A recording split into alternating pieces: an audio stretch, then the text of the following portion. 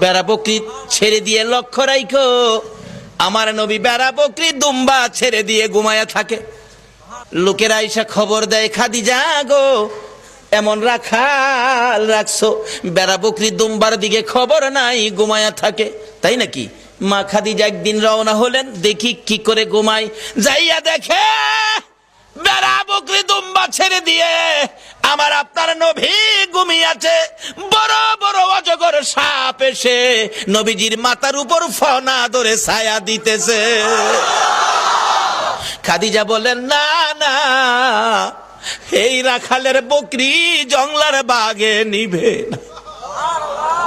খাদিজা বাড়ির দিকে যায় আর ফিরা ফিরা চায়, এটা কেমন রাখাল রে? এই রাখাল তো সাধারণ কোনো মানুষ নয়। খাদিজা চিনে ফেলেছে। বেড়া বকরি দুম্বা নিয়ে বাড়িতে আসতে বলো আমার রাখালকে।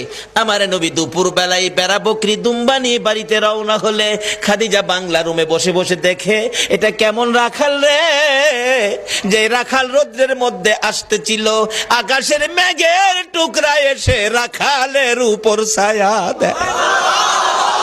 খাদিজা বলেন, মাবুদ, মাবুদ রে, এটা কেমন রাখাল আমার বাড়িতে? নিশ্চয়ই উনি সাধারণ কোনো মানুষ নয়, নিশ্চয়ই কোনো মহামানব হবে। আসেন, আর বেড়া বকরি দুম্বা আপনাকে চড়াইতে হবে না, শুধু এই জায়গার মধ্যে 2 ঘন্টার ওয়াজ। এই জায়গায় কি ঘটনা ঘটেছে